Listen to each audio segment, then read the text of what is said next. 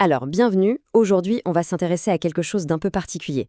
Ce n'est pas juste un jeu, non, c'est un véritable manifeste créatif. Ça s'appelle la réserve, et c'est en fait un plan, une sorte de mode d'emploi pour transformer la réalité grâce à un jeu qui se passe dans notre propre vie tous les jours. Allez, on va voir ensemble comment cette idée assez folle ambitionne de réécrire les règles du jeu et du réel. Tout commence avec cette question. C'est simple, mais ça donne le vertige, non? C'est vraiment ça le cœur du réacteur de tout le projet. L'idée, ce n'est pas de s'évader du réel avec des histoires, non. C'est de l'infiltrer, de le transformer de l'intérieur. Bon, avant d'aller plus loin, il faut qu'on soit tous sur la même longueur d'onde. C'est quoi un ARG, un jeu en réalité alternée? Alors, oubliez tout de suite le jeu vidéo classique avec une manette. Ici, le terrain de jeu, c'est le monde réel. C'est notre monde. L'histoire, elle se propage un peu partout, sur des sites web, dans des emails, parfois même dans des vrais lieux. Et le plus important, c'est la communauté, les joueurs eux-mêmes qui font avancer le truc par leurs actions. Allez, première grande idée de ce manifeste. La question est simple. Comment on peut bien créer une expérience pareille, un truc énorme, collectif, mais sans un sou et sans aucune structure rigide? Eh bien, la réponse, elle est dans la philosophie même du projet. Et c'est ça qui est vraiment intéressant. En gros, toutes les barrières habituelles ont été supprimées. Pas besoin de s'inscrire, pas de chef pour donner des ordres, pas de deadline qui stresse tout le monde. Non, rien de tout ça. Le but, c'est que ce soit hyper simple et hyper libre de participer. Vraiment, que tout le monde puisse s'emparer du concept et en faire ce qu'il veut. Ok, c'est bien beau tout ça, une philosophie très ouverte, mais concrètement, on fait comment? Comment on passe de l'idée à la réalité? Forcément, il faut bien démarrer quelque part. Alors voyons comment on pose les fondations de ce jeu, et je le répète, sans dépenser un seul centime. En fait, la méthode est super simple, c'est logique. D'abord, on part de cette philosophie d'ouverture dont on vient de parler.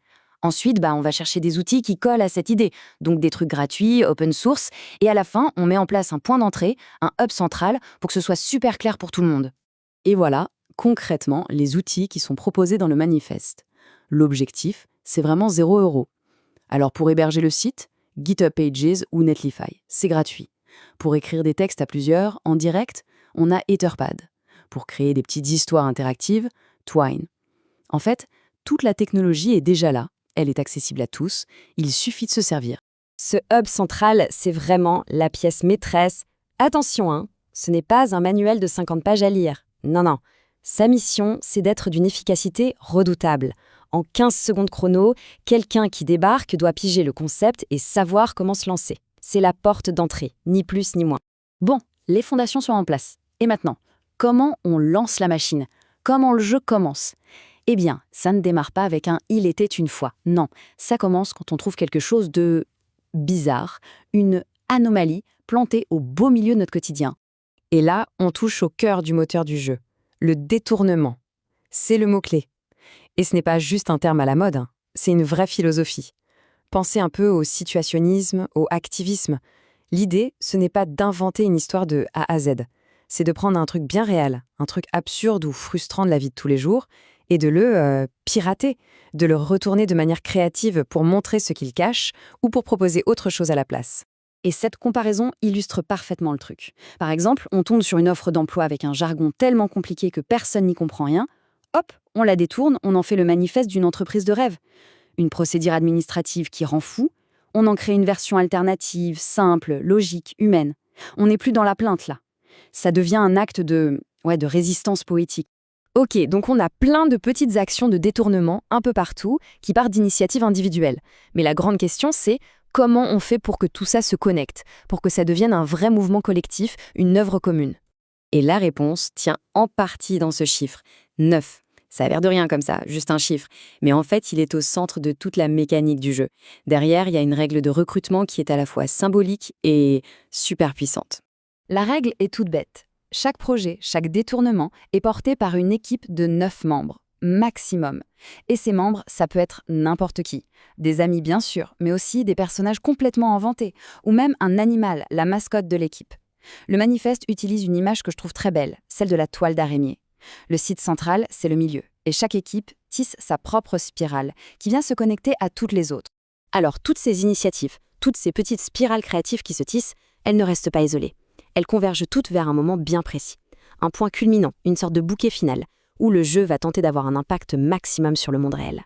Et le manifeste est très précis là-dessus. Il donne même un calendrier. On a d'abord la préparation, bien sûr, le plus tôt possible. Ensuite, le 3 janvier 2026, bim, l'anomalie est déclenchée, le jeu est lancé.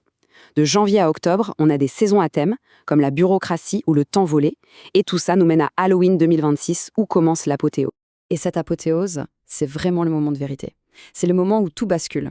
Les projets, les fictions créées, elles ne restent plus juste sur Internet. Non, les participants vont contacter de vraies associations, des mairies, des entreprises, pour leur présenter leurs idées, leurs alternatives. Et tout ça, mis bout à bout, ça crée ce qu'ils appellent une archive vivante.